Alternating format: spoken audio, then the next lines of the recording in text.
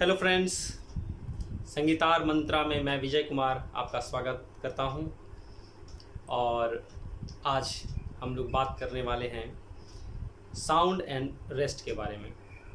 जैसा कि आप सभी जानते हैं, साउंड और रेस्ट नोट्स के जो धुन होते हैं उन धुनों को सुंदर बनाने के लिए बहुत आवश्यक है।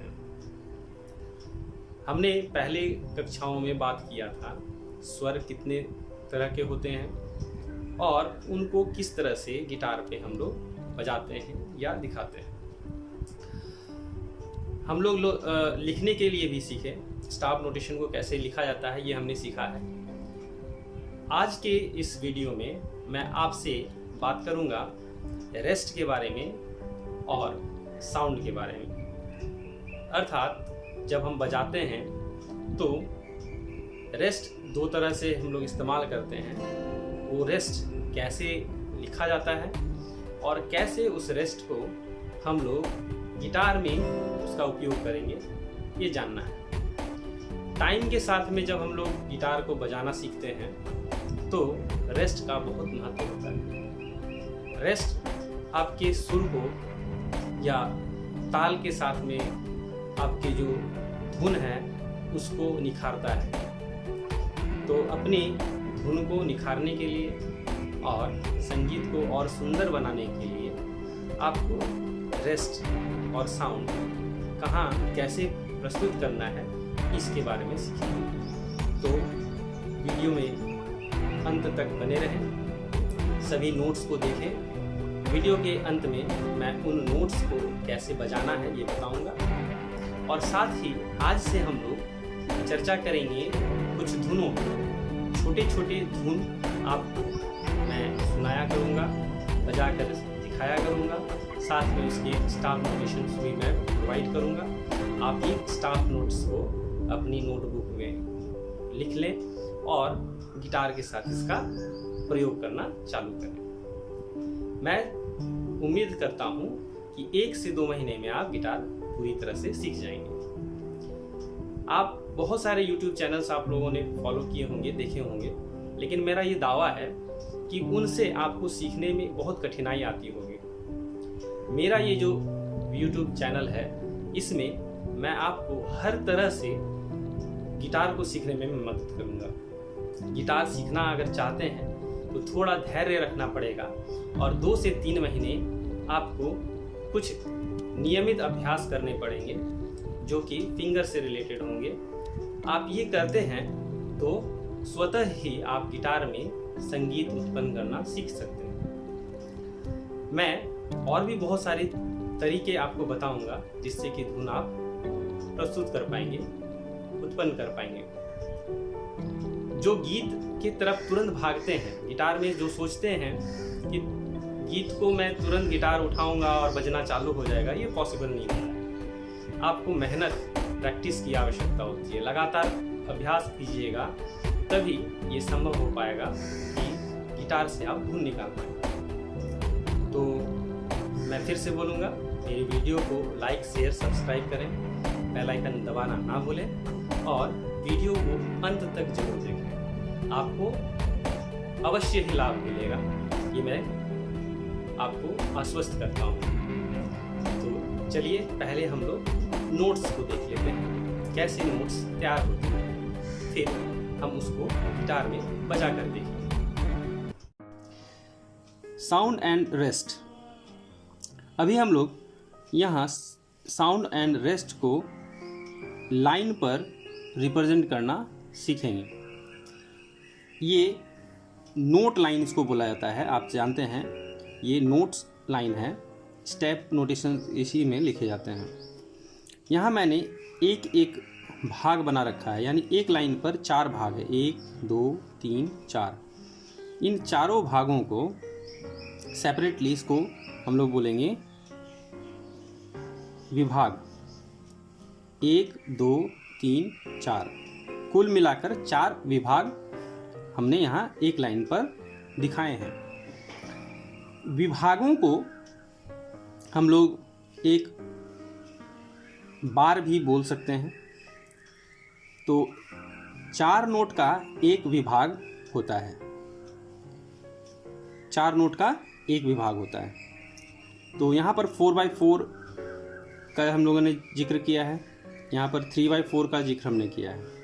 तो 4/4 में क्या होता है, 4/4 में सभी नोट्स एक दूसरे के साथ चारों के चारों नोट बजते हैं, 1 2 3 4। यहाँ चारों नोट का साउंड रहता है। लेकिन अगर लाइन पर इस तरह से एक बार लगा हो तो इस बार को रेस्ट के लिए इस्तेमाल किया जाता है। यानी इस साउंड के बाद आगे कोई भी और साउंड नहीं रहेगा। 4 मात्रा के लिए कोई साउंड नहीं रहेगा, यानी 4 मात्रा खाली जाएगा, फिर 2 मात्रा बजेगा।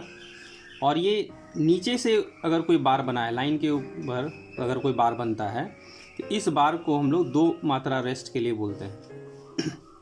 इसी को हम लोग अगर बात करें तो 1 2 और 3 4 ये आपको रिप्रेजेंट कर दिया, 2 रेस्ट। ये 2 नोट साउंड के बाद यहाँ कोई साउंड नहीं रहेगा 2 नोट के लिए।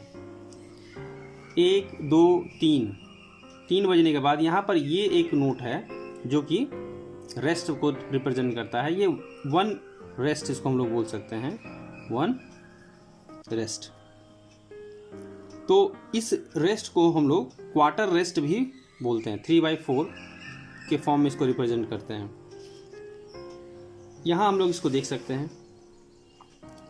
ये लिखने का तरीका ऐसा है, आप अगर लिखना चाहें, नहीं होता है आपसे तो ऐसे भी आप लिख सकते हैं। आपकी सहूलियत के हिसाब से आप उसको रिप्रेजेंट कर सकते हैं। तो रिप्रेजेंटेशन में अगर आपको कहीं कठिनाई आए तो आप ऐसे इसको ऐसे करके लिख सकते हैं। उसके बाद इस नोट को क्या नाम दिया गया, 3/4 यानी क्वार्टर रेस्ट बोलते हैं। क्वार्टर रेस्ट के अलावा हम लोग देखते हैं 4/8 रेस्ट, यानी हाफ मात्रा का रेस्ट होता है, वो है 1/2 के फॉर्म में हम लोग लिखते हैं, 4/8 के फॉर्म में लिख सकते हैं। इसका रिप्रेजेंटेशन इस तरह से होता है। ये जो रिप्रेजेंटेशन आप देख रहे हैं क्वावर रेस्ट का रिप्रेजेंटेशन है। तो क्वावर रेस्ट इस तरह से लिख सकते हैं। तो आप लोग यहाँ 4 तरह के रेस्ट सीख पा रहे हैं, 4 मात्रा का रेस्ट, 2 मात्रा का रेस्ट, 1 मात्रा का रेस्ट, और ये है हाफ मात्रा 1/2 रेस्ट। इसमें अगर हम लोग बात करें 3/4 में, तो विभाग तो आपको 4-4 का ही होता है, लेकिन जो नोट्स बजेंगे वो 3-3 बजेंगे, यानी एक विभाग में 3 नोट ही रहेगा। तो 3 नोट को हम लोग कैसे कैसे रिप्रेजेंट करते हैं, 1 2 3, ये क्रॉचेट में यहाँ पर 2 नोट है, मिनीम का 1 नोट है और इसमें डॉट दिया है, तो मिनीम के बाद इसका आधा मात्रा यहाँ जुड़ गया डॉट में। यहाँ हम लोग रिप्रेजेंट करते हैं ऐसे, अगर किसी नोट के साथ ये एक नोट है जिसका वैल्यू है 4, इस नोट के साथ में अगर एक पॉइंट लग गया तो इसमें 2 मात्रा ऐड हो गया, यानी हो गया 6। यहाँ पर इसका वैल्यू हो गया 6। अगर कोई नोट इस तरह से है, उसमें एक लाइन लगा हो और उसके आगे एक डॉट लगा है, तो इसके मतलब ये है कि 2 + 1 ये हो जाएगा 3। अगर कोई एक नोट है, इसमें सामने डॉट अगर लगा है, तो वहाँ पर होगा 1 + हाफ, यानी 1.5।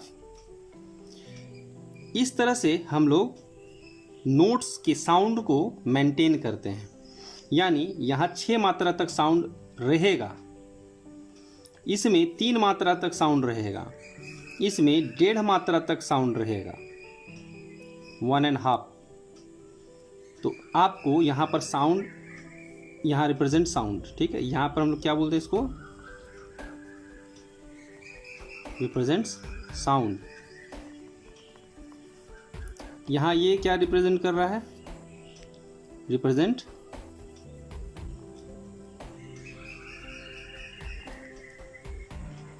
रेस्ट।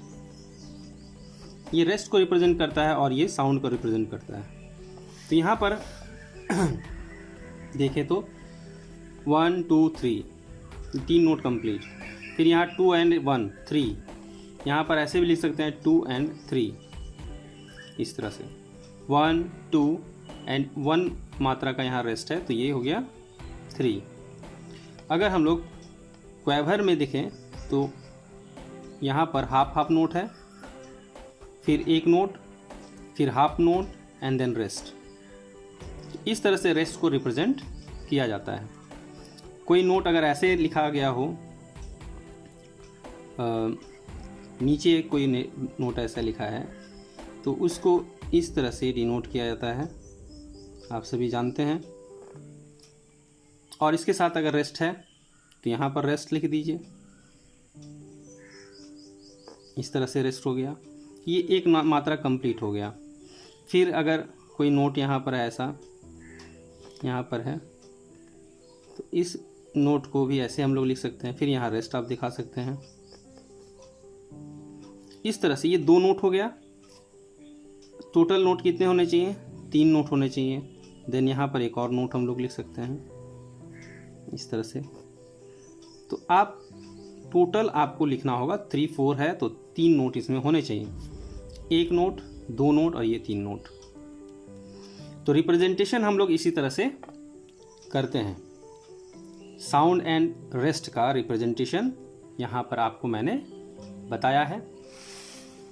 आप इनको अपने नोटबुक में लिखना सीख लें और इसके साथ ही आप गिटार प्ले करें। मैं जो भी लेसन्स आपको दिखा रहा हूँ, सिखा रहा हूँ, उनमें इन नोट्स के आधार पर जब आप बजाना प्रयास करते हैं तो स्वतः आप सीख पाते हैं। आइए अब सी क्लेफ के बारे में जानते हैं। सी क्लेफ सी मेजर स्केल पर होते हैं। आप यहाँ देख पा रहे हैं, ये हमारा 3rd फ्रेट है और ये है 5th स्ट्रिंग का 3rd फ्रेट, 5th स्ट्रिंग का 3rd फ्रेट सी। इसके बाद 4th स्ट्रिंग यानी डी स्ट्रिंग का 2nd freight and index finger 1st string, index finger आपका 2nd स्ट्रिंग के 1st फ्रेट पर रहता है। तो ये एक्चुअली सी मेजर स्केल है। ये सी मेजर स्केल पर सी क्लेफ हम लोग बजाते हैं और ये सी क्लेफ के सारे नोट्स मैं अभी आपको बताता हूँ। आप इसको प्रैक्टिस करें। इसी से रिलेटेड सारे नोट्स आने वाले लेसन्स में मैं दूंगा और उससे आप काफ़ी कुछ सीख पाएंगे। तो देखें कौन कौन सा नोट्स होता है। 5th स्ट्रिंग ए ओपन बजता है, तो यहाँ हम लोग को 3rd फ्रेट से लेना है, 5th स्ट्रिंग का 3rd fret C, then open D 4th string, then 2nd fret D string का 2nd fret E, then F. फिर से देखें C open D E F, then 3rd string open G, 3rd string 2nd fret A, 2nd string open B, 1st fret C, 3rd fret D, 1st string open E, 1st fret F, 3rd fret G, 5th fret A, 7th fret B, 8th fret C. तो सी से सी तक सारे notes मैंने बजाए। फिर से देखें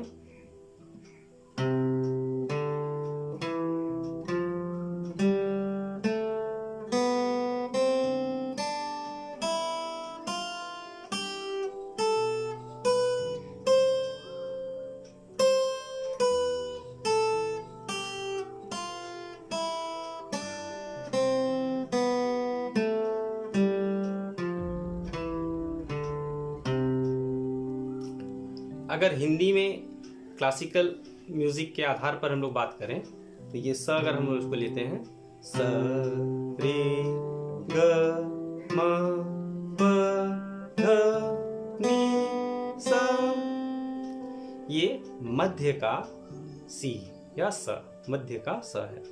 यानी हम लोग मध्य और तार सप्तक में मध्य का जो सी बजाते हैं, यहाँ पर हम लोग नेक पोजीशन पर फर्स्ट 3 फ्रेट पर बजाते हैं। स रे ग म प ध नि सा, स नि ध प म ग रे सा, ये है आरोह अवरोह।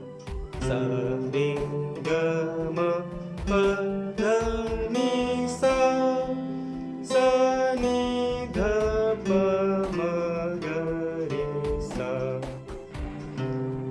तो आप इस तरह से इसको प्रैक्टिस कर सकते हैं। तो ये प्रैक्टिस को आप जारी रखें।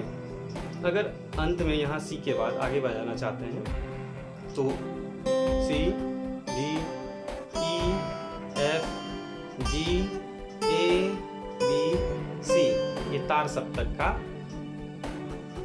हम लोगों ने बजाया सी स्केल है ये।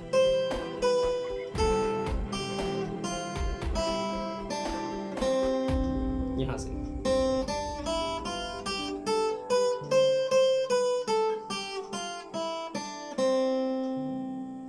तो 2 ऑक्टेव मैंने आपको यहाँ बजाने सिखाया।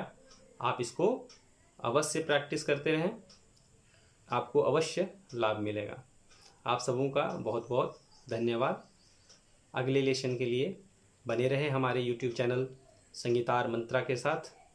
मैं जल्द से जल्द दूसरी वीडियोस लेकर आऊँगा और नए नए धुन्स आपको बजाना सिखाऊंगा स्टाफ नोटेशंस के साथ। तब तक के लिए आप सबों को बहुत बहुत शुक्रिया, धन्यवाद।